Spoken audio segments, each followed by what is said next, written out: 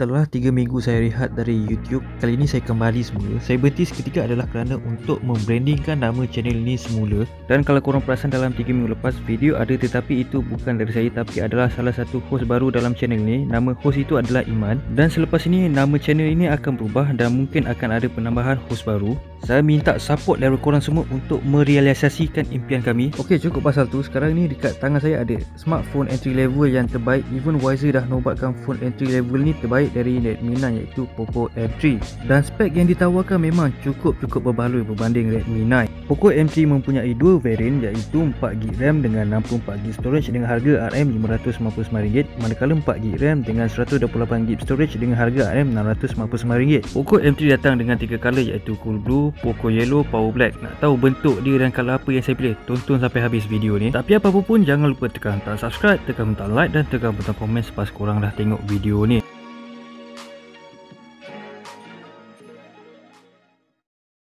Variant yang saya pilih adalah 4GB RAM dengan 64GB storage dan warna yang saya pilih adalah Cool Blue. Kalau korang perasan channel lain-lain, diorang dapat kotak yang berbeza dengan saya. Tu sebab diorang dapat Poco M3 sebelum phone ni dilancar di pasaran Malaysia secara rasmi. Benda pertama yang kita akan dapat adalah SIM injector tools, warranty card dengan user guide. Casing dia adalah silikon lembut, transparent dan siap ada penutup cas. Dan ini dia Poco M3 yang dibalut dengan plastik dan korang boleh tengok dekat plastik adalah spek yang di highlight untuk phone ni. Poco M3 mempunyai 48 AI triple camera dan yang paling best bateri dia sebesar 6000 mAh dengan support fast charging 18W. Skrin dia memang terbaik sebab entry level yang menggunakan Full HD Plus instead of HD Plus. Dan dia ada dual speaker dan dia dijana chipset Snapdragon 665 dan berbaloi lah juga kan. Ok, move on, kita akan dapat kabel USB Type A ke Type C. Lepas tu kita akan dapat charging yang dibekalkan 22.5W, padahal phone ni cuma support 18W sahaja. Dan memang bagus sebab diorang masih bekalkan cas lagi dan tak jual berasingan dengan atas alasan nak save environment. Skrin Poco M3 sebesar 6.53 inci dan menggunakan IPS LCD. Tapi kalau AMOLED memang habislah entry full level brand yang lain. Dan dia dah pasang kod ni Gorilla Glass 3. Kamera selfie dia menggunakan 8MP. Kita tengok sisi atas pula, belah kiri dia ada IR blaster.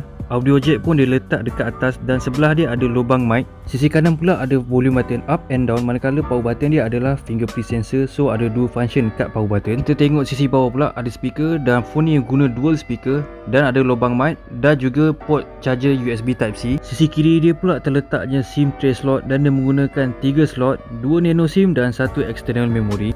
Dan ini adalah bentuk belakang dia. Material yang digunakan adalah plastik dan kalau boleh tengok dari dekat dia ada macam kulit punya design, tapi bukan betul-betul punya kulit. Kalau memang kulit memang saya takkan beli sebab gila lah kan smartphone company nak buat sampai macam tu. Tapi material macam ni memang saya minat sebab takkan nampak kesan cap jari. Dan yang saya paling okey adalah dia punya camera bump, di mana tak adalah ke depan sangat daripada badan. Saya kurang minat dengan camera bump yang besar-besar sebab kalau nak letak dekat tempat rata pun nak kena tengok phone tu. Dan dekat permukaan kamera dia sama design dengan OnePlus 18 Cyberpunk 2077 edition, tapi saya tak sarankan korang beli game Cyberpunk 2077 sebab banyak sangat bug dan diorang boleh tukar title kepada Cyberpunk 2077.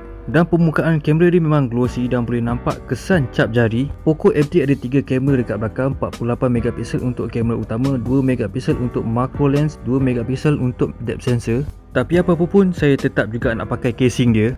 Ini adalah interface dia sama macam yang saya guna Redmi Note 9S dan dia pun ada app drawer.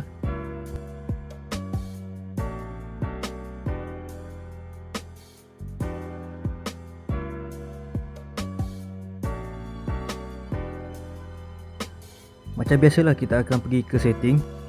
Storage yang telah digunakan oleh sistem adalah 18.38GB dan saya masih ada baki lagi since total storage phone ni adalah 64GB. RAM dia pula 4GB RAM dan dia guna chipset Snapdragon 665. Operating system dia guna Android 10 dengan version MIUI 12.0.1.0.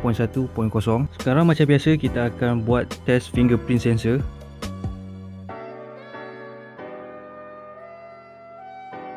Dan fingerprint dia pun cuma biasa-biasa je dan saya tak nak expect lebih sebab ini pun dah memadai dan bagus juga sebab dia letak fingerprint sensor dekat power button sebab memang memudahkan nak unlock phone. Untuk bateri pula, macam kita tahu bateri phone ni memang amat besar 6000 mAh dan kalau nak lagi saving bateri, korang boleh tukar mode ke battery saver ataupun ultra battery saver. Phone ni ada kebolehan untuk reverse charging dan memang amat sesuai nak dijadikan power bank juga. Kita beralih kepada special features dia pula. Dia ada 3 special iaitu game turbo, video toolbox dengan floating window. Dan saya perasan phone ni agak ringan walaupun bateri dia sebesar 6000 mAh. Sepatutnya bateri lagi besar, lagi berat phone tu.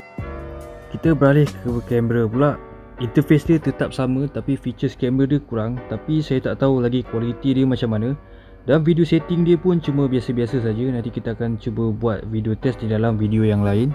Jadi dengan spek yang ditawar Poco M3 kepada budget user, saya boleh katakan memang berbaloi sebab saya tak nampak brand company lain nak bagi macam entry level macam Xiaomi ni. Hopefully phone Xiaomi pada tahun 2021 yang akan datang jadi lagi mantap. Test-test lain yang untuk Poco M3 saya akan buat dalam video yang lain. Jadi sampai sini je untuk video kali ni. Saya akan jumpa korang pada minggu hadapan dengan video yang lain.